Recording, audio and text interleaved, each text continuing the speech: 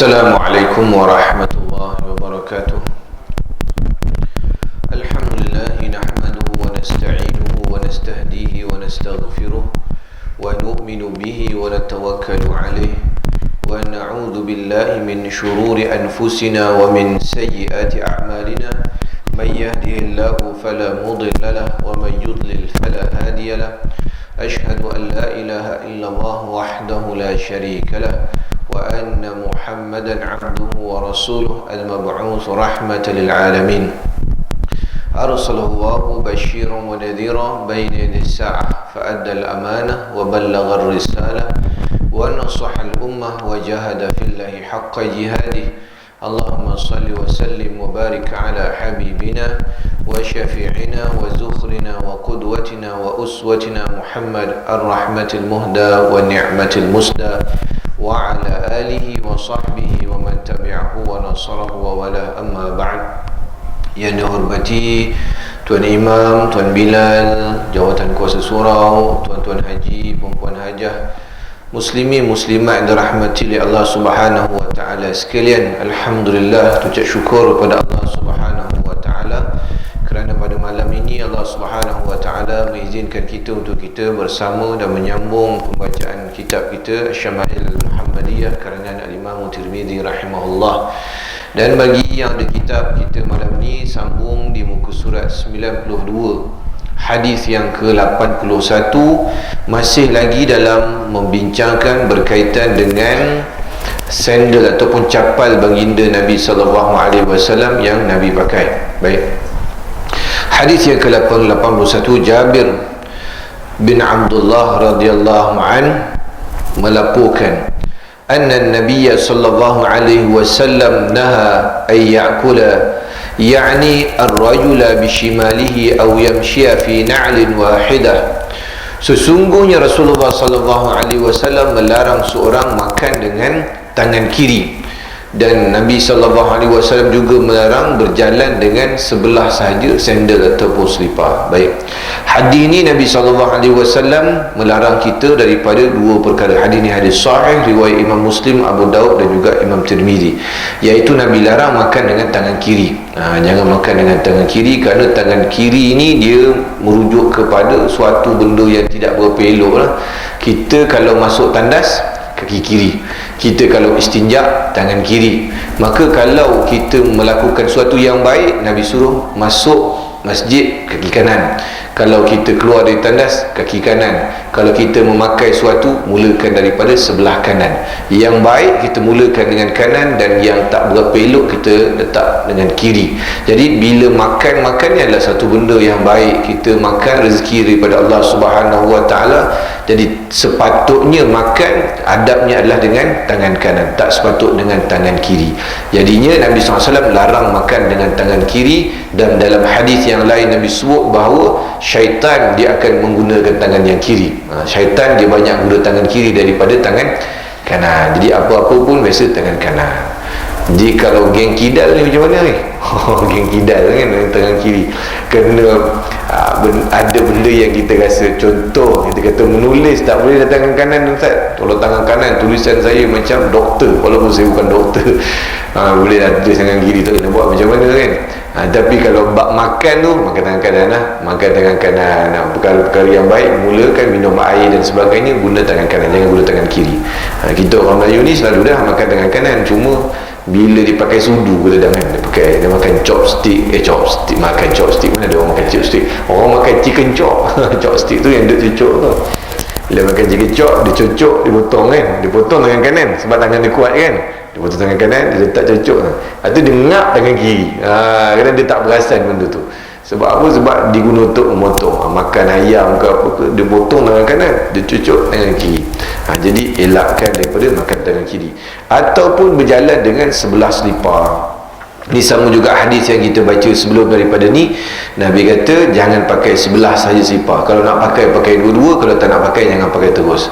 Kita katakanlah selalu selipar putus sebelah, contoh selipar putus sebelah, kemudian tinggal sebelah aja, kita pakai sebelah aja. Ini dilarang oleh Nabi sallallahu alaihi wasallam. Kalau tak nak pakai, tak payah pakai terus. Kalau nak pakai, pakai dua-dua. Okey. Ada hadis larangan. Tapi adakah larangan ni berbentuk haram? Maksudnya tak boleh langsung kita makan tangan kiri, atau tak boleh langsung kita pakai selipar sebelah saja? Tidak, dia tidak, larangan ni tidak membawa kepada haram, tapi dia lebih kepada makruh. Makruh yang dibenci oleh Allah Subhanahu Wa Taala itu makruh tanzih. Jadi kalau boleh elak, elak. Makruh ni pun dia ada level-level juga. Dia ada makruh yang ringan dan dia ada makruh tanzih. Makruh tanzih ni makruh yang berat, yang hampir-hampir kepada haram.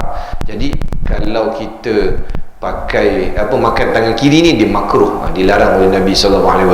Dia bukan sifat orang yang beriman. Abu Hurairah melaporkan Rasulullah SAW, dia ada hikmah sebenarnya kenapa Nabi larang kita pakai sebelah saja.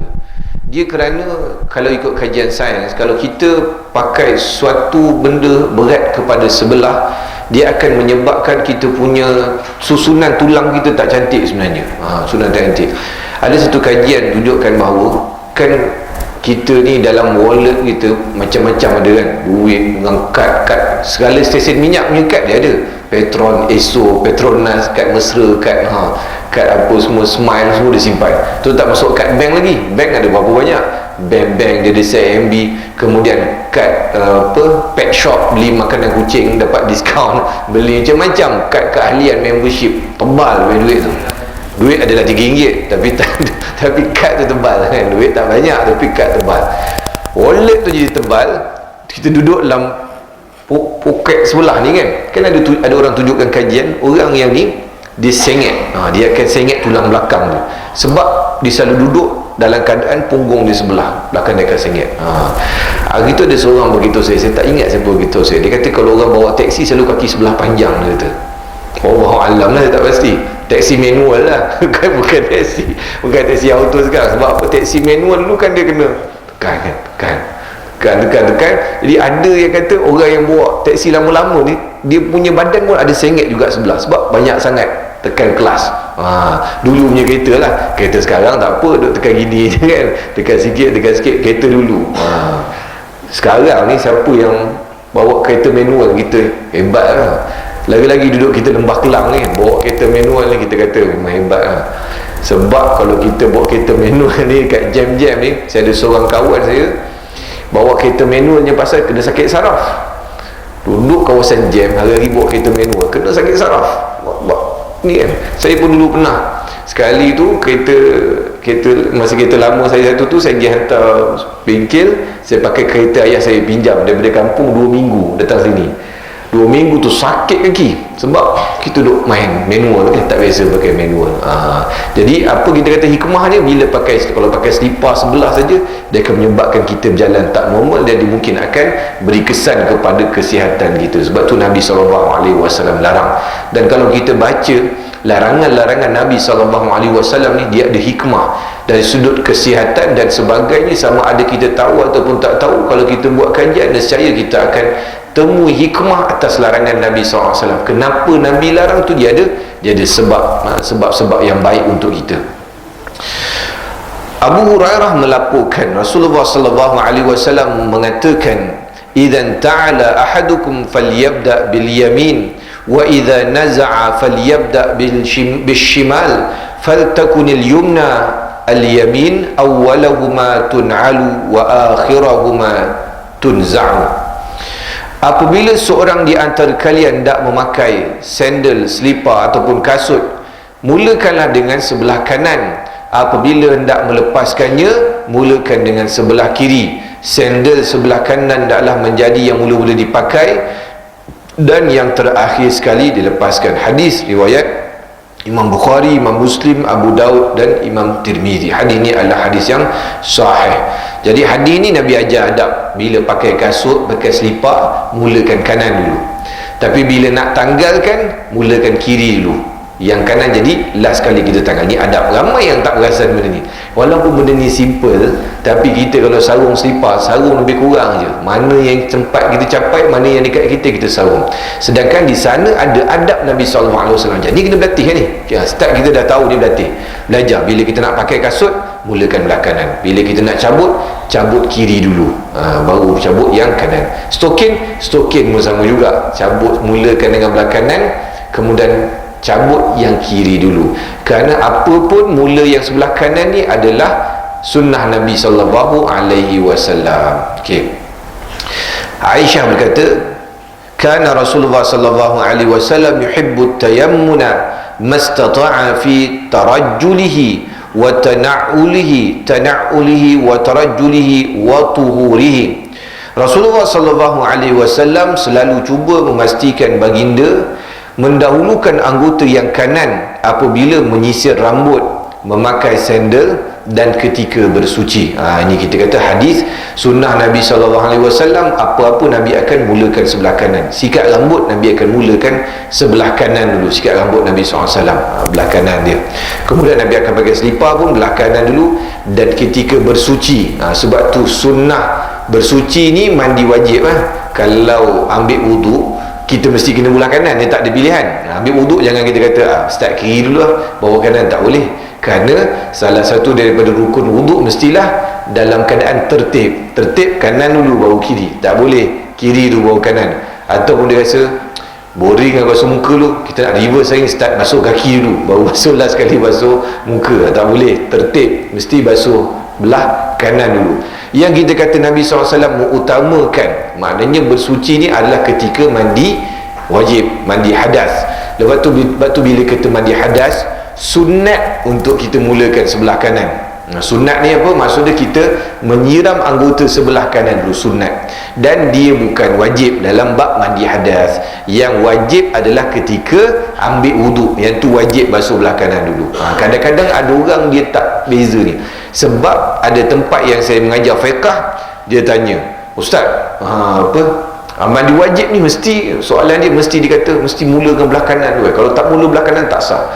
Nampak gaya dia tak faham dekat situ. Maknanya kan, mandi wajib tak ada masalah. Bahkan dalam kitab fiqh kita, mazhab Syafi'i, kitab Safinatul Najah, mandi wajib ni tak kira mula mana dulu, tak mesti basuh kepala dulu. Terjun dalam kolam pun boleh sah mandi wajib. Contohnya kan, dia tengok ada kolam, mestilah dengan syarat kolam tu saiz dia 2 qullah, saiz besar lah. Jangan kolam kecil, anak kita umur 3 tahun buat mandi tu kita terjun sekali, tak jadi. Dia mesti kolam yang besar. Kemudian kita niat saja aku angkat adab besar kepada Allah Ta'ala, kita pun boom terjun dulu. Sama ada nak kepala dulu ke, nak kaki dulu ke, nak tangan dulu ke, terpulang terjun, rata air keluar, sah mandi wajib dia. Tak perlu belah kanan ataupun belah kiri. Yang kita kata ni mandi wajib ni belah kanan dulu, dia adalah sunnah. Nabi akan utamakan siram air belah kanan, belah kiri, barulah Nabi mandi kan. Dan sebelum ni kan saya dah bawa bekas tu kan, bekas mandi, bekas yang kita panggil cupak tu, saya dah bawa gitu kan. Ada bawa tak sebelum ni? Cupak dia, saya ingat saya dah bawa kan, cupak tu kan. Nabi SAW pun mandi, air dia tak banyak macam kita. Nabi mandi lebih kurang 1 gantang, nanti 4 cupak Madinatul Munawwarah, 4 cupak 1 gantang. 1 gantang tu biasa Nabi mandi wajib. 1 gantang tu tengok banyak ke? 4 cupak tu bukan besar sangat pun, 4 kolej lah. Cupak tu macam kolej kita lah ni, kolej yang tuan-tuan pergi kedai mamak kan, dia bagi mangkuk air kan, air plastik letak mangkuk tu, lebih kurang mangkuk tu lah 1 cupak. 4 kali mangkuk tu Nabi SAW buat mandi wajib. Tu lebih kurang je. Tak banyak. Kalau kita punya gayung tu, saya ingat dalam 3 gayung saya rasa ada 3 gayung lebih kurang macam tu. 3 gayung lebih kurang, tak banyak. Kita 3 beldi kalau mandi wajib kan. Tak cukup 3 gayung. Dia beza. Sebab tu mandi wajib ni dia bukan mesti banyak air, tidak. Dia mesti meratakan air ke seluruh anggota badan. Kalau kita kata kena banyak air, masalah lah bagi orang-orang yang tempat tak banyak air. Madinatul Munawwarah zaman Nabi SAW bukan banyak air, dia kena air telaga pergi, nak kena pergi ambil air pergi. Jadi kalau orang zaman tu mandi macam kita, jenuh nak pergi balik, baik mandi kat pergi terus. Tapi zaman tu air ni syariat dia mesti ratakan air. Sama lah dengan wuduk kan. Wuduk kalau kita ni dah yang biasa program kat luar, ini settle ni sekejap kan, ini lebih daripada cukup ni wuduk je ni kan, lebih daripada cukup. Tapi kalau orang tak biasa, dia kata macam mana ni ustaz, ini saya basuh telinga je, dia kata. Dia basuh telinga yang tu botol air, saya basuh telinga ni. Nabi SAW ambil wuduk pun dengan berjimat. Jimat kerana apa? Banyak dia membazir dan memberi kesan kepada salat kita. Okey, jadi lepas ni apa-apa pun kita mula dengan sebelah kanan adabnya. Kemudian hadis yang terakhir dalam bab ni, Abu Hurairah radhiyallahu anhu berkata, kana li na'li Rasulillah sallallahu alaihi wasallam qibalan wa Abi Bakr wa Umar radhiyallahu anhuma wa awwalu man aqada aqdan wahidan Uthman radhiyallahu anhu. Okey, ni hadis yang kita baca sebelum ni lebih kurang, iaitu Nabi sallallahu alaihi wasallam, Sayyidina Abu Bakar, Sayyidina Umar, selipar dia ada dua tali qibal. Tali penyangkut jari tu ada dua, iaitulah satunya dekat ibu jari dan satunya dekat di antara yang jari manis dengan jari ujung ni kan, dekat situ dua. Nabi SAW punya capal dua.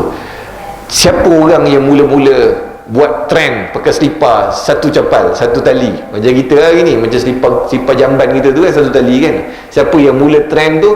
Sayyidina Uthman bin Affan radhiyallahu anhu. Sayyidina Uthman yang mula pakai selipar zaman tu. Mungkinlah di zaman Rasulullah, zaman Abu Bakar, zaman Sayyidina Umar, memang zaman tu production selipar style macam tu, design dia kan benda ni berubah kan. Sama Sayyidina Osman, dia ada trend baru selipar satu tali. Mungkin zaman tu start gitu. Jadi Sayyidina Osman pun pakai. Dan di sini menunjukkan keluasan Nabi SAW ataupun keluasan Islam ni dari sudut pakaian. Tak kisahlah, contoh nak pakai selipar style apa, dua tali ke, satu tali ke, tutup atas ke, tutup semua ke, ikat betis ke, macam mana pun tu tak pakailah, selagi mana benda tu tak bercanggah dengan syarak. Kerana bab selipar ni dia terpulang nak pakai, dia bukan satu benda yang sempit, dia adalah satu benda yang luas dalam Islam, dalam bab berpakaian, selama mana dia mematuhi garis panduan syarak, tak ada masalah. Sama lah macam kita nak pakai kasut, pakailah kasut apa pun, nak pakai kasut boot ke, nak pakai selipar ke, nak pakai susukan ke, terpulang.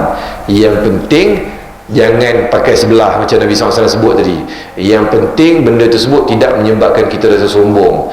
Yang penting benda tersebut bukan daripada benda yang haram, material yang haram dan sebagainya. Habis bab capal Nabi SAW. Kita masuk pada bab yang seterusnya, iaitulah cincin Nabi SAW. Babun ma ja'a fi dzakara khatam Rasulullah sallallahu alaihi wasallam. Bab pada menyebut tentang cincin Nabi sallallahu alaihi wasallam. Baik. Cincin ni satu-satunya hiasan yang diberi pakai untuk orang lelaki dan juga orang perempuan. Satu-satunya. Kerana hiasan lain seperti gelang, anting-anting, rantai, yang ni adalah untuk orang perempuan khusus. Walaupun kita kata material tu, contoh orang lelaki dia bukan pakai rantai emas tapi dia pakai rantai besi, tetap tidak boleh, kerana rantai memang khas untuk milik orang perempuan. Ini kita kena sebut ni. Termasuk juga gelang tangan. Gelang tangan walaupun bukan emas, walaupun kita kata dia pakai macam bangle besi tu kan, besar macam rantai basikal lah kita tengok dah, tetap haram walaupun bukan emas. Kenapa? Rantai gelang tangan termasuk dalam hiasan wanita. Satu-satunya hiasan wanita yang orang lelaki boleh pakai adalah cincin. Cincin je. Cincin yang boleh pakai. Dan mestilah bukan daripada emas, kerana emas tidak boleh dipakai. Haram bagi orang lelaki pakai cincin emas. Di zaman Nabi SAW ada seorang sahabat ni, pada awal-awal diturunkan pengharaman, hukum pengharaman orang lelaki pakai emas ni. Ada seorang sahabat dia pakai cincin emas, dia tak tahu. Nabi SAW tegur dia, larang dia daripada pakai cincin emas. Dia ambil cincin tu, dia terus buang kat padang pasir. Dia kata sepatutnya kalau kita cincin tu cabut boleh bagi bini kat rumah pakai lah. Tak, dia ambil cincin tu, dia buang kat padang pasir.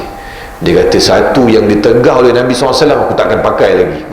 Benda tu Nabi SAW dah pernah tegur, aku takkan pakai lagi. Cincin tu aku takkan bagi ahli keluarga aku pakai. Sampai begitu lagi sekali para sahabat ni berjaga-jaga dalam bab larangan Nabi SAW. Anas bin Malik berkata, kana khatamu Rasulullah SAW min fiddatin fussahu minhu. Cincin Rasulullah SAW dibuat daripada perak. Mata cincin juga dibuat daripada perak. Ini hadis yang pertama dalam bab ni sebut ciri-ciri cincin Nabi, iaitu dibuat daripada perak. Sebab tu orang lelaki boleh pakai daripada perak. Fussahu minhu, betul lah ni. Dibuat daripada perak. Cincin dia tu perak, dan mata dia pun perak. Nanti kita akan tengok beberapa jenis cincin yang dipakai oleh Nabi SAW. Nabi bukan ada satu cincin je, Nabi ada beberapa cincin. Jadi satunya cincin tu perak, mata dia pun daripada perak, mana tidak ada mata batu di atas dia. Okey. Tapi cincin ni cincin apa, nanti kita akan tengok. Hadis yang seterusnya, Anas bin Malik berkata, lamma arada Rasulullah sallallahu alaihi wasallam ay yaktuba ila al-ajam qila lahu innal ajama la yaqbaluna illa kitaban alaihi khatam fastana'a khataman faka'anni anzuru ila bayadihi fi kaffih. Ketika Rasulullah sallallahu alaihi wasallam hendak menulis surat kepada penguasa negara asing, ada yang berkata kepada Rasulullah, sesungguhnya bangsa asing tidak akan terima surat melainkan surat yang ada cok mohor. Oleh itu Rasulullah SAW pun minta dibuatkan sebentuk cincin. Anas berkata, aku seolah-olah masih dapat membayangkan putihnya cincin itu di telapak tangan Rasulullah SAW. Hadis ini adalah hadis yang sahih, dan keterangan daripada pentahqiq kitab ni, orang yang buat cincin Nabi SAW nama dia Ya'la bin Umayyah. Ya'la bin Umayyah. Baik, cerita dia, Nabi SAW, kita terskip lah. Kitab saya terskip depan dia. Tak apa, kita sebut dulu, kita patah balik. Saya terskip hadis yang dia ke depan dia. Baik, satu kita nak sebut bahawa cincin Nabi SAW tentang surat ni, tuan-tuan pun boleh tengok pada hadis nombor 86, muka surat 97. Saya terskip satu hadis tadi. Tuan-tuan tengok hadis yang 86 tu, sebab dia sama macam hadis yang kita baca tadi. Anna Nabi SAW ittakhadha khataman min fiddatin fakana yakhtimu bihi wa la yalbasuh. Sesungguhnya Rasulullah SAW memiliki ataupun meminta dibuatkan sebentuk cincin daripada perak, baginda menggunakan cincin itu sebagai cap mohor, bukannya sebagai hiasan di jari. Okey, cincin itu buat pada tahun 6 ataupun 7 Hijrah. Cerita dia macam ni. Ketika terutama lepas perjanjian Hudaibiyah, sebelum perjanjian Hudaibiyah, Nabi SAW berhadapan dengan ancaman daripada musyrikin Mekah. Jadi susah Nabi nak melakukan perluasan dakwah, Nabi nak hantar surat, nak buat rundingan dan sebagainya, payah. Sebab apa? Sebab ada ancaman daripada musyrikin Mekah. Tapi lepas daripada perjanjian Hudaibiyah, cerita sikit perjanjian Hudaibiyah ni. Perjanjian Hudaibiyah ni, Nabi SAW dengan para sahabat, jumlah ada ribuan orang. Ada yang kata kalau tak selesai 2 ke 3 ribu orang sahabat pada ketika itu, daripada Madinah Munawwarah, jauh dah tuan-tuan ni, dah pakai kain ihram daripada Madinah, dah berjalan sampai dekat Hudaibiyah. Siapa yang pernah pergi umrah, yang pernah miqat dekat Hudaibiyah, dia tahu Hudaibiyah dengan Mekah tak jauh pun. Saya ingat dalam belas kilometer je, dah dekat dah nak masuk dalam kota Mekah. Jadi bila Nabi SAW situ, dah sampai situ, musyrikin Mekah halang, tak bagi Nabi SAW masuk pada ketika itu. Jadi bila tak bagi masuk, ada sahabat-sahabat yang keras ni, dia kata, ya Rasulullah, kita kasih settle, kita berperang dengan dia. Nabi SAW kata tak, kita buat perjanjian. Maka bila tak dapat masuk, musyrikin Mekah hantar seorang yang nama Sahal nama dia, dan Nabi SAW dengan sahabat duduk berbincang dengan wakil daripada musyrikin Mekah ni. Maka daripada perjanjian ni tadi, dibuat perjanjian yang kalau daripada zahir dia nampak macam berat sebelah, perjanjian Hudaibiyah ni. Kenapa? Kerana walaupun perjanjian dimeterai, Nabi SAW dengan sahabat kena balik semula ke Madinah, tak boleh buat haji dan umrah pada tahun tu, balik semula ke Madinah Munawwarah. Padahal dah datang mereka ihram ni. Dan tuan-tuan kena ingat, zaman tu berjalan naik binatang tunggangan daripada Madinah ni makan masa 7 ke 9 hari nak bagi sampai dekat ni. Dah berjalan 7 ke 9 hari pakai kain ihram sampai ke Hudaibiyah, tak boleh. Walaupun dah buat perjanjian, nak kena balik semula. Sahabat Nabi SAW, bila sahabat-sahabat begini, bila kena begini, sahabat-sahabat marah. Sahabat-sahabat kata, ya Rasulullah, mana boleh, perjanjian tak adil. Nabi kata, tak apa, kita sabar, kita terima. Ada hikmah perjanjian Hudaibiyah ni. Dan antara lain adalah ketika Nabi SAW buat perjanjian tu kepada musyrikin Mekah, Bismillahirrahmanirrahim, daripada Muhammad Rasulullah, bawah tu Muhammad Rasulullah. Wakil musyrikin Mekah Sahal ni kata, tak nak Muhammad Rasulullah, kami nak Muhammad bin Abdullah, kerana kami tak iktiraf Muhammad sebagai Rasulullah. Sahabat-sahabat marah, mana boleh ya Rasulullah? Rasulullah kata, tak apa, kita bagi can kepada dia, kita ikut, tulis ikut Muhammad Abdullah. Akhirnya terbentuklah perjanjian Hudaibiyah. Perjanjian Hudaibiyah ni apa? Dia gencatan senjata 10 tahun tak boleh orang Mekah serang orang Madinah, dan orang Madinah tak boleh serang orang Mekah. Dan juga dalam masa 10 tahun ni, kalau ada orang Mekah yang lari ke Madinah, hendaklah dipulang semula ke Mekah. Tapi kalau ada orang Madinah, kalau orang Mekah lari ke Madinah, dia pulang ke Mekah. Kalau orang Madinah lari ke Mekah, tak payah pulang, duduklah ke Mekah. Kan nampak macam berat sebelah kan? Orang Mekah, musyrikin Mekah, kalau dia tak nak sangat dengan geng-geng Quraisy ni, dia lari ke Madinah, dia kena pulang balik semula ke Mekah. Dan orang Madinah yang Islam ni, kalau dia lari kasih ke Mekah, Nabi kita tak payah pulang. Kenapa? Yalah, dah kawan ni nak lari daripada Nabi SAW, tak payah datang semula ke Madinah, baik kau duduk kat sana, kalau kau balik kau kena hukum nanti. Dan orang yang larikan diri ni sebagai nak tunjuk adil, ada berlaku beberapa orang, bukan, ada beberapa kabilah yang mereka ni lepas daripada perjanjian Hudaibiyah larikan diri pergi ke Madinah. Kemudian kalau ikut Nabi SAW, Nabi kata, kita orang yang menepati janji, kamu kena balik semula ke Mekah. Ikut perjanjian Hudaibiyah, kamu kena balik ke Mekah. Yang penting kamu keluar daripada Madinah. Jadi kabilah ni tadi terpaksa akur kepada kata Nabi SAW, mereka pun keluar daripada Madinah. Dia tak balik kat Mekah, tapi duduk tengah jalan. Dia duduk tengah jalan di antara Mekah dengan Madinah. Orang dulu, dia ni memang geng duduk kat kemah, duduk kat mana pun dia okey je.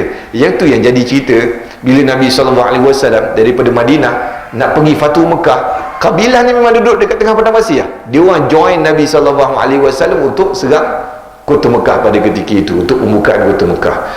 Jadinya bila berlaku gencatan senjata selama 10 tahun, takkan orang Mekah takkan kacau Nabi SAW. Ketika inilah Nabi mula keluarkan surat hantar kepada pembesar-pembesar dunia pada ketika itu. Ketika itulah sahabat-sahabat bagi tahu, ya Rasulullah, orang-orang pembesar dunia ni kalau tak ada cop rasmi dia tak nak terima, dia anggap macam surat kosong je. Yalah, macam zaman kita hari ni lah kan. Dan memang jadi amalan mana-mana kerajaan dalam dunia, memang kerajaan-kerajaan ni dia ada cop rasmi dia, cop mohor dia.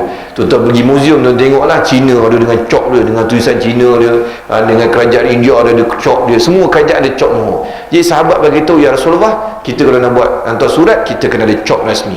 Maka Nabi SAW buat cop atas cincin Nabi SAW yang terukir Muhammad Rasulullah. Yang itu digunakan oleh cop Nabi SAW.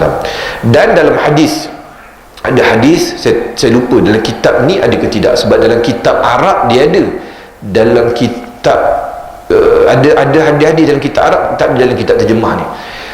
Nabi SAW zaman Nabi larang buat cincin ni, sama macam Nabi larang, tak benar orang lain, hanya Nabi SAW saja boleh pakai cincin ni. Kenapa? Kerana kalau cincin ni orang lain pakai, ada tulis Muhammad Rasulullah, maknanya cop rasmi orang lain boleh pakai, bahayalah cop rasmi bersepah. Contoh kita kata cop pegawai daerah, Hulu Langat, semua orang ada, yang jadi bedah di surau pun ada, jaga kubur pun ada, pengurus ni cop pegawai daerah, mana boleh pegawai daerah punya cop, pegawai daerah seorang lah pegang dalam pejabat dia kan. Samalah zaman Nabi SAW, cop kerajaan Nabi ni mana boleh orang lain pakai. Jadi sebab tu Nabi larang orang lain buat ukir cincin macam Nabi SAW, Muhammad Rasulullah. Adapun hari ni kita boleh pakai kan, bahkan ada ulama-ulama yang pakai cincin begitu. Larangan tu terangkat kerana cincin tu tidak ada makna lagi, kerana kerajaan Nabi SAW tidak ada, dan cincin tu tidak dipakai sebagai cop rasmi lagi. Maka atas sebab tu boleh untuk kita pakai cincin Muhammad Rasulullah. Saya ada satu, cuma itulah saya ni jenis orang yang tak reti pakai cincin sangat. Kalau pakai ni jadi macam gantal kan, nak cabut, nak musing kan, dia rasa macam berat dia jari ni, jadi tak reti pakai. Ada kat rumah tu tak reti pakai. Keduanya saya takut terlupa. Saya ni jenis kaki selalu masuk tandas kerana takut terlupa cincin tu kan. Sebab cincin yang begitu kena cabut, sebab ada nama Allah dekat situ. Jadi ni cerita pasal cincin Nabi SAW. Dan cincin Nabi SAW ni, kata Abdullah bin Umar radhiyallahu anhuma, Nabi SAW pakai untuk cop dan bukan hiasan jari. Nabi cuma pakai bila nak cop je, lepas tu Nabi simpan. Nabi tak pakai untuk hiasan jari, satu. Dan kalau Nabi pakai pun, Nabi selalu membalikkan mata cincin ke dalam. Nabi tak letak mata cincin kat luar, Nabi pakai cincin ke dalam mata dia. Baik, kita tadi terskip hadis 85 kan, baca hadis 85. Kita dah terskip hadis 80, 87, 88 tadi, terskip. Hadis 85. Anas bin Malik berkata, ni cincin yang lain Nabi SAW. Kana khatamun Nabi SAW min wariqin wa kana fussahu habasyiyan. Cincin Rasulullah SAW dibuat daripada perak dan batu matanya adalah batu Abyssinia, yakni batu Habsyi. Hadis ini sahih, riwayat Imam Bukhari, Imam Muslim, Abu Daud, Tirmizi, Ibn Majah dan juga Nasa'i. Maksudnya batu matanya daripada Abyssinia ialah batu berharga daripada Abyssinia, iaitu batu akik atau manik, kerana bahan mineralnya terdapat di Yaman dan Abyssinia. Maksud batu Abyssinia ni adalah batu akik lah kalau zaman kita hari ni kan, orang bagi cincin akik. Dan yang berpendapat bahawa batu akik itu berwarna orang Abyssinia Habsyi, iaitu hitam. Orang panggil batu Habsyi sebab batu tu warna hitam. Jadi dari sini kita dapat tahu bahawa satu lagi cincin yang pakai oleh Nabi SAW, dan kata para ulama boleh jadi cincin ni dihadiahkan oleh orang pada Nabi SAW. Dan Nabi nak tunjukkan bila pakai cincin ada batu ni harus untuk orang lelaki pakai. Bila Nabi SAW pakai, dia harus untuk kita pakai. Nabi pakai sebagai menunjukkan, mengajar kepada kita hukum pakai cincin. Cincin batu hitam, batu akik warna hitam. Jadi lepas ni kalau siapa yang geng-geng cincin ni, kan dia ada geng-geng yang suka main cincin ni kan. Kadang-kadang ada juga orang-orang ni, dia tahu kadang kita pergi Mekah, kita pergi tempat-tempat ni ke, ada memang negara-negara yang kalau kita pergi memang batu dia cincin cantik, tapi kalau tuan-tuan tanya saya tak pandai, saya bukan orang yang kerja pakai cincin. Dia kata, ustaz cari batu ni, batu ni. Saya tak tahulah cincin batu apa kan. Kalau orang tu temberang dengan saya pun saya percaya, sebab saya bukan orang yang main pandai batu-batu cincin ni kan.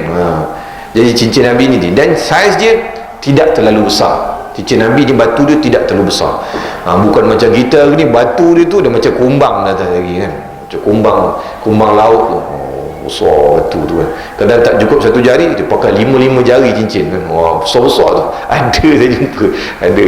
Kadang-kadang kita tengok geng-geng surau ni kan, yang duduk, dia selalu je ciri-ciri dia mesti orang pakai songkok, misai dia tebal melintang, jari dia cincin banyak.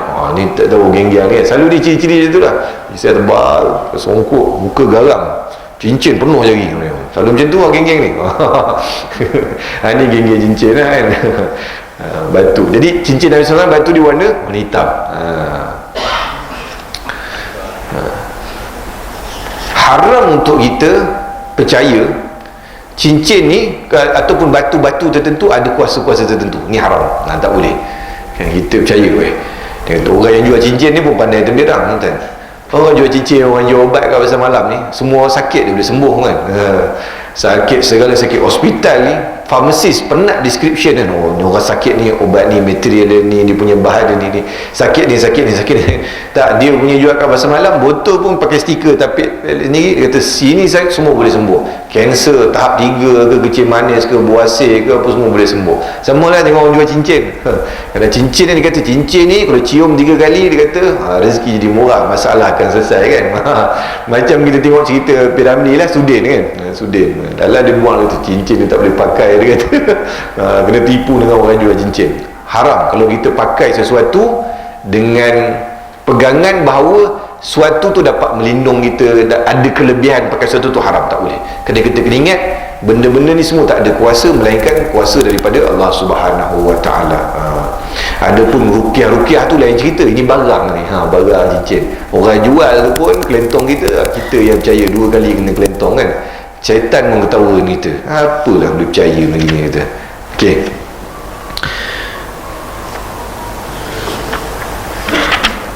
Okey, tadi kita dah baca hadis yang ni kita lompat balik semula pergi ke hadis 89. Okey, 89. Patut saya pelik tadi sebab saya ingat awal-awal bab mesti cerita pasal batu yang ada cincin ada batu tu, tiba-tiba cincin cop kan. Okey, hadis yang ke-89. Anas bin Malik berkata, kana naqshu khatami Rasulullah sallallahu alaihi wasallam Muhammadun satrun wa rasulu satrun wallahi satrun. Kata Anas bin Malik, ukuran cincin Nabi sallallahu alaihi wasallam adalah tulisan Muhammad satu baris, Rasul satu baris, Allah satu baris. Hadis ini riwayat Al-Imam Al-Bukhari, Imam Tirmizi, dan Imam Tirmizi kata hadis ini hasan sahih. Maknanya cincin dulu ukiran macam mana cop tu, Muhammad satu baris, dia tidak Muhammad Rasulullah. Kalau cop kita hari ni panjang kan, Muhammad Rasulullah bin Muhammad Ajib, jawatan kita apa semua, nombor apa semua kat bawah tu kan kod penuh. Nabi SAW cop dia simple je, Muhammad satu baris, Rasul satu baris, Allah satu baris. Dan yang masyhurnya yang kita tengok tu, yang macam logo yang disalahgunakan oleh ISIS tu lah kan, Muhammad Rasulullah, bendera ISIS tu dikatakan cop Nabi SAW ukiran tu. Tetapi di sana, kata guru saya, ada khilaf ulama' juga. Ada yang kata yang tu tak tepat juga. Ada yang kata kalau berdasarkan zahir hadis ni, Muhammad Rasulullah, Allah kat bawah. Ada pendapat yang kata macam ini juga. Tetapi yang masyhur adalah Muhammad kat bawah, Rasul kat tengah, Allah dekat atas. Kenapa dibuat begini? Kerana memuliakan Allah Subhanahu Wa Taala. Tak boleh nama Nabi sallallahu alaihi wasallam tu atas dan nama Allah Subhanahu Wa Taala kat bawah, seolah-olah meletakkan Allah Subhanahu Wa Taala lebih rendah daripada Nabi sallallahu alaihi wasallam. Tak boleh. Jadi yang kuat pendapat ulama-nya adalah Allah, Rasul, Muhammad. Kalau kita baca daripada atas ke bawah lah, Allah, Rasul, Muhammad. Tapi dibaca dengan Muhammad Rasulullah, disusun begitu kerana memuliakan nama Allah Subhanahu Wa Taala. Ini benda penting. Kadang-kadang ada benda-benda begini yang kita pandang remeh, kita nampak macam benda tak penting, terutama bila kita buat susunan ataupun kita buat khat dan sebagainya. Kadang-kadang kita terletak nama Allah dekat bawah. Ada tempat-tempat yang saya kuliah, dia punya meja kuliah tu dulu, saya tak ingat macam mana susunan, tapi nama Allah tu nampak macam dekat bawah. Jadi saya tegur lah, Alhamdulillah dia dah tukar dah, dia tukar meja baru. Jadi nampak macam tak berapa cantik, sebab bila nama Allah dekat bawah ni nampak macam dia rendah sangat. Dan dia letak pula kita ni kuliah, kadang kaki kita ni duduk, ni tuan-tuan tak nampak kaki saya kan, kadang kaki kita ni duduk gerak-gerak, goyang-goyang, duduk tenang-tenang ujung meja ni kan. Jadi kadang-kadang takut kaki kita kena dekat nama Allah Subhanahu Wa Taala dekat situ. Jadi bila kita buat rumah ke design ke apa, jaga, perhatikan, pastikan nama Allah Subhanahu Wa Taala tu lebih tinggi. Dan sebab tu juga ada para ulama yang menetapkan adab, kalau kita susun nama Allah dengan nama Muhammad, kita kena renahkan sikit nama Muhammad tu, supaya kita ada membezakan kemuliaan Allah Subhanahu Wa Taala dengan kemuliaan Rasulullah Sallallahu Alaihi Wasallam. Maknanya nama saya pun dia kena gitu lah, Muhammad Hasbullah. Kalau bahasa Arab tu ujung tu nama Allah tu, Hasibullah, Hasbullah. Yang ada tu khusun kan, Muhammad Allah kat atas sikit kan. Tapi jarang lah, kita jarang perasan sebab selalu tulis Rumi kan. Rumi dia sambung je lah. Tulis nama Jawi ni jarang. Okey. Anas bin Malik melaporkan anna Nabi sallallahu alaihi wasallam kataba ila Kisra wa Qaisar wa Najashi faqila lahu innahum la yaqbaluna kitaban illa bi khatamin fasagha Rasulullah sallallahu alaihi wasallam khataman khalqatuhu fiddatun wa naqasha wa nuqisha fihi Muhammadur Rasulullah. Ketika Rasulullah SAW tulis surat kepada Kisra, Raja Parsi, Kaisar, Raja Rom di Syria, dan Najashi, Raja Habsyah, ada yang memberitahu baginda pembesar-besar itu tak terima surat kecuali letakkan cop mohor. Oleh sebab itu Rasulullah SAW minta sebentuk cincin yang lingkarannya dibuat daripada perak dan diukir tulisan Muhammad Rasulullah. Lebih kurang juga cerita tadi, cuma hadis yang ni dia sebut tentang kepada siapa Nabi tulis surat. Yang tadi dia tak sebut siapa Nabi tulis surat. Yang ini disebut kepada siapa, iaitu kepada Kisra, Raja Parsi, Raja Rom, Kaisar, dan juga Najashi, Raja Habsyah. Dalam tiga-tiga ni seorang saja yang masuk Islam, iaitulah Najashi. Najashi, Raja Habsyah, dia masuk Islam. Dalil dia, dalil pada solat jenazah ghaib. Ketika Najashi ni dia masuk Islam, dia hidup zaman Nabi SAW, cuma dia tidak dikira sahabat kerana dia tak pernah jumpa Nabi SAW. Dia duduk kat Habsyah, tapi dia masuk Islam. Jadinya utusan Nabi SAW pergi sana jumpa Najashi, dia masuk Islam.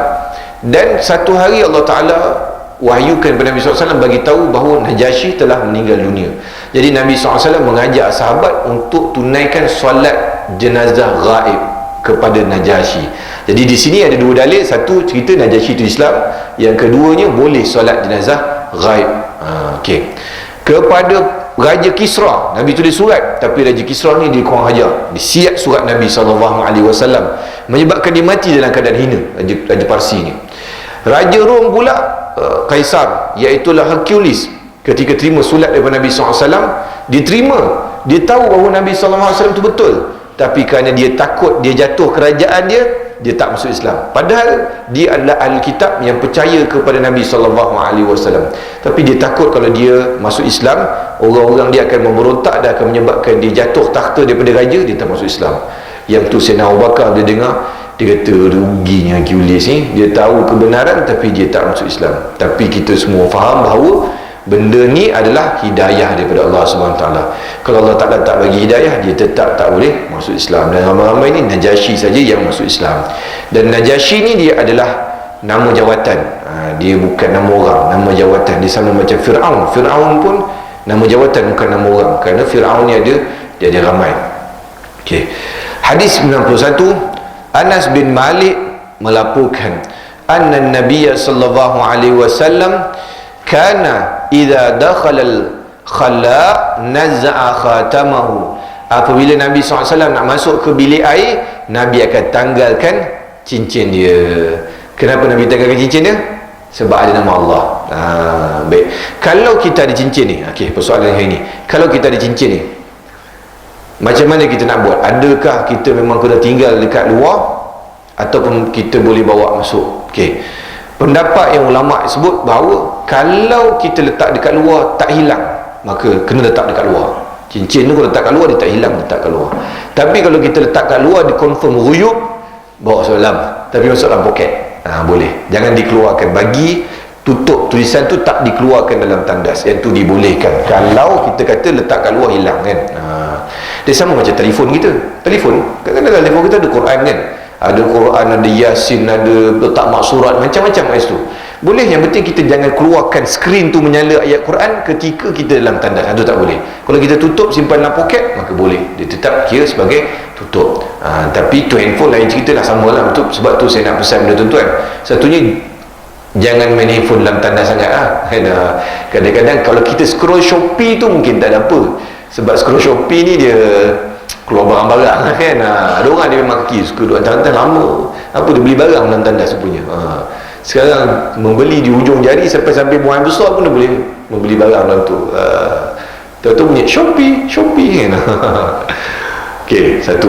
Keduanya, kalau kita buka yang lain-lain, takut kita buka Instagram, takut kita buat Facebook, kan ada kawan-kawan kita tulis ayat Quran apa semua kan, tulis hadis ke apa, tiba-tiba keluar nama Allah kat situ. Kita takut macam tu, jadi elakkan. Satu. Keduanya, ringtone tuan-tuan lah. Ringtone, tahu tuan-tuan warak, jadinya ringtone tuan-tuan, azan tuan-tuan silent kan masuk. Kadang-kadang kita masuk tandas sebelum azan, kita dalam tandas tu azan bunyi, handphone kita pun berbunyi azan juga. Tak pasal-pasal siapa pula bawa Tok Bilal masuk dalam jamban, berbunyi azan dalam tandas kan. Tak boleh lah. Nama Allah Subhanahu Wa Ta'ala tak elok untuk disebut dalam tempat-tempat yang tak elok. Maka silentkan dulu telefon tu. Jangan ni kan, ringtone tuan-tuan yang nasyid-nasyid tu, silentkan dulu. Kadang-kadang terkejut kita dalam jamban bunyi azan kadang-kadang, rupanya tandas sebelah, orang sebelah ni dia lupa silentkan telefon. Dia pula dengan cangkung, telefon pula dalam poket, gantung kat seluar depan. Kelang kabut kawan tu bangun kan. Jangan dia jatuh dia belakang, sudah akan berjahit pula 3 jahitan dalam jamban dia, pasal nak matikan azan kan. Dia silent kan. Okey, habis bab ni, adab dalam kita pakai bawa benda-benda yang berkaitan dengan nama Nabi SAW. Apa lagi saya ada tengok itu, ada orang duk pakai benda. Oh ni kita duk zaman apa nama, kita duk zaman waktu kita tengah solidariti ni, kan kadang-kadang ada orang kena kopiah, ada tulis bendera macam bendera Saudi tu, la ilaha illallah Muhammadur Rasulullah. Kadang ada pada jaket di sini, orang kadang ada orang jual jaket la ilaha illallah Muhammadur Rasulullah. Itu kena hati-hati ya, sebab ada nama Allah Subhanahu Wa Ta'ala. Takut-takut kita terlupa, kita bawa nama Allah pada tempat yang tidak sepatutnya. Okey, habis kat sini ada lagi bab ni 90 dah baca tadi, sambung 1, sambung 2, dia ada lagi sekejap ni. Saya rasa ada lagi hadis ni, tengok. Okey, tak apa, kita baca ni dulu. Sebab kadang saya terkeliru di antara kitab Arab dengan kitab ni. Ada kitab Arab ada hadis yang ada dekat sini dia tak ada hadis tu. Okey, tuan-tuan tengok hadis yang kedua ni. Abdullah bin Umar berkata, ittakhadha Rasulullah sallallahu alaihi wasallam khataman min wariqin fakana fi yadihi thumma kana fi yadi Abi Bakr wa yadi Umar thumma kana fi yadi Umar thumma kana fi yadi Utsman hatta waqa'a fi bi'ri Aris naqshuhu Muhammadur Rasulullah. Hadis ni hadis sahih. Saya rasa dia ada hadis lain lagi dalam bab ni. Rasulullah sallallahu alaihi wasallam meminta dibuatkan sebetul cincin daripada perak.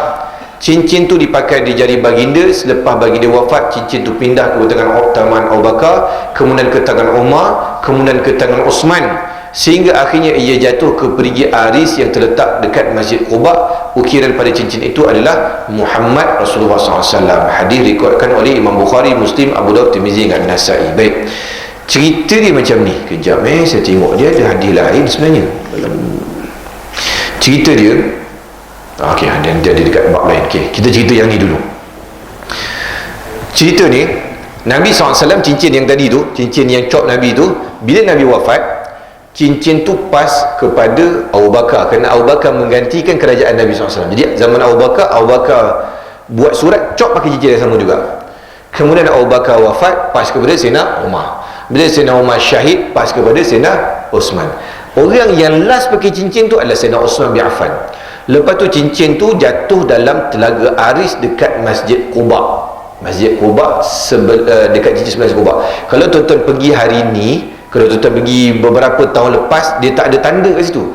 Tapi kalau tuan-tuan pergi hari ni, saya ingat dia start buat tahun lepas Covid 2021 ataupun 2022 saya pergi, ada telaga tu dibuat tanda dekat situ. Lokasi dia dekat mana kalau tuan-tuan pergi hari ni? Tuan-tuan pergi Masjid Quba kan? Tuan pergi Masjid Quba, yang ni mihrab Masjid Quba belakang tu orang perempuan kan? Tuan-tuan pergi perempuan belakang, mihrab Masjid Quba dekat depan. Okey, telaga tu dekat belah sana.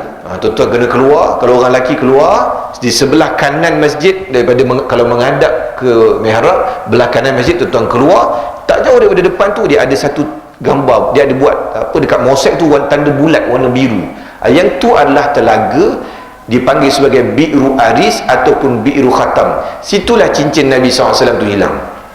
Telaga tu tuan-tuan, dia banyak kisah dekat situ. Telaga tu dia ada banyak sirah. Dekat telaga itulah Nabi SAW janji syurga kepada Abu Bakar, Umar, Utsman, dekat situ, dekat tempat telaga tu. Satu hari seorang sahabat nama dia Abu Musa al-Asy'ari radhiyallahu anhu. Abu Musa kata, la alzimanna Rasulullah sallallahu alaihi wasallam yaum. Hari ni aku nak melazimi Rasulullah sallallahu alaihi wasallam. Maknanya hari ni dia nak khidmat, bantu Nabi sallallahu alaihi wasallam. Kalau Nabi perlukan apa, aku akan bantu. Maka Abu Musa al-Asy'ari pergi ke Masjid Nabawi. Sampai Masjid Nabawi, didapati Nabi tak ada kat Masjid Nabawi. Dia tanya pada sahabat, Nabi ada kat mana? Sahabat kata Nabi ada kat Quba. Dan Nabi memang selalu pergi Masjid Quba. Seminggu sekali atau seminggu dua kali Nabi pasti akan pergi Masjid Quba, sama ada menaiki kenderaan ataupun berjalan kaki. Menaiki kenderaan yang unta atau kuda, ataupun Nabi berjalan kaki pergi ke Masjid Quba. Jadi Abu Musa pergi ke Masjid Quba. Sampai dekat Masjid Quba, dia dapati Nabi tak ada juga dekat Masjid Quba. Dia tanya pada sahabat-sahabat yang ada, mana Rasulullah? Dia kata Rasulullah ada dekat dalam ladang kurma tepi Masjid Quba. Tuan-tuan kena bayang, dulu Masjid Quba dia tak sebesar dulu sekarang ni. Masjid Quba dulu kecil, kemudian tepi tu penuh ladang kurma. Kemudian Abu Musa pergi masuk dalam ladang kurma tu, dia dapati dekat dalam ladang kurma tu ada satu perigi. Tu perigi Nabi duduk tu. Perigi tu, Abu Musa tengok Nabi SAW sedang seakan-akan macam termenung. Kaki dia terjuntai dalam perigi. Nabi duduk kat tebing perigi, kaki dia terjuntai dalam perigi. Kalau tuan-tuan perigi tu tak besar, perigi tu kecil. Saya ingat perigi tu lebih kurang besar meja kuliah ni, atau besar sikit diameter dia. Kecil perigi tu. Jadi bila Abu Musa tengok Nabi macam tengah memikirkan suatu termenung dalam perigi tu, Abu Musa kata, la akuna bawaban Nabi sallallahu alaihi wasallam. Kalau macam ni aku nak jaga pintu Nabi lah, supaya orang tak masuk kacau Nabi. Sebab dalam perigi tu dia ada pintu keliling dia. Abu Musa jaga pintu. Bila dia jaga pintu, ada tolakan daripada belakang. Tolak. Dia kata, siapa? Kata Abu Bakar. Tunggu kejap, aku minta izin pada Nabi SAW. Pada Abu Bakar tu, dia tetap minta izin pada Nabi. Dia kata pada Rasulullah, ya Rasulullah, Abu Bakar nak masuk, boleh ke tidak? Nabi SAW sebut, dia kata, izinkan dia masuk dan khabarkan berita gembira kepada dia bahawa dia akan diberi syurga oleh Allah Ta'ala. Dekat situlah, dekat telaga tu Nabi janji syurga pada Abu Bakar. Maka Abu Musa pun pergi jumpa dengan Abu Bakar. Dia kata Rasulullah SAW bagi masuk, dan Rasulullah SAW suruh kabarkan berita gembira kepada engkau bahawa engkau akan diberi syurga oleh Allah Ta'ala. Abu Bakar masuk, duduk sebelah kanan Nabi SAW dalam perigi. Abu Musa jaga lagi pintu. Bila jaga lagi pintu, ada tolakan yang seterusnya. Dia tanya, siapa? Umar. Tunggu kejap, aku minta izin dengan Nabi SAW. Maka minta izin dengan Nabi, Nabi pun kata benda yang sama. Izinkan Umar masuk dan khabarkan berita gembira kepada dia bahawa dia akan diberi syurga oleh Allah Ta'ala. Umar dapat janji syurga kat situ juga. Dia pun pergi dan izinkan Umar, bagi tahu kepada Umar, Rasulullah izinkan masuk dan Rasulullah bagi tahu bahawa kau akan dapat syurga daripada Allah Ta'ala. Umar datang duduk sebelah kiri. Telaga tu kecil je kan, duduk, Rasulullah duduk tengah, kemudian Abu Bakar duduk kanan, Umar duduk kiri, dan habis dah telaga tu. Kemudian Abu Musa jaga lagi pintu. Ada tolakan yang seterusnya, iaitu siapa? Kita boleh agak Sayyidina Osman bin Affan. Tanya, siapa? Osman. Tunggu kejap, aku minta izin. Kali ini jawapan Rasulullah lain. Rasulullah sebut bahawa izinkan Osman masuk dan khabarkan berita gembira kepada dia bahawa dia akan diberi syurga oleh Allah Subhanahu Wa Taala dengan ujian yang berat. Jawapan beza. Dia akan diberi syurga oleh Allah Ta'ala dengan ujian yang berat. Maka dia pun beritahu kepada Osman, Rasulullah SAW bagi masuk, cuma Rasulullah beritahu kau akan diberi syurga oleh Allah Ta'ala dengan ujian yang berat. Osman kata, Alhamdulillah, mudah-mudahan Allah Ta'ala bagi aku kekuatan untuk hadapi ujian. Osman duduk dekat depan Nabi SAW. Sebab telaga tu kecil kan, okay. Maka tu satu peristiwa tu, telaga tu tempat Nabi janjikan syurga kepada 3 orang sahabat. Kemudian masa berlalu, lepas Rasulullah dah wafat, lepas Abu Bakar dah tak ada, Umar dah tak ada, Osman jadi khalifah, Amirul Mukminin. Ketika Osman jadi khalifah, kan cincin ni tadi pas pada Osman kan, lepas Rasulullah wafat, pas pada Abu Bakar, pas pada Umar, pas pada Osman. Osman orang terakhir pegang cincin. Osman dia jadi habit dia, sebab bila dia nampak Rasulullah selalu termenung kat perigi tu, dia pun bila ada masalah dia akan termenung kat perigi tu. Sebab jadi khalifah kan. Dan kita ingat zaman Osman, kerajaan Osman bukan kecil. Kerajaan Osman dah sampai ke Eropah Timur, sampai ke Azerbaijan, sampai Parsi dah jatuh, Syam sebahagian besarnya dah jatuh, Rom ni sebahagian besar dah jatuh, Mesir dah bawah kerajaan Islam. Kuasa zaman Osman besar. Ya, Osman bila dia ada masalah, dia akan termenung kat perigi tu, duduk dalam perigi macam Nabi SAW termenung perigi. Cuma Osman ni ada 2 kisah.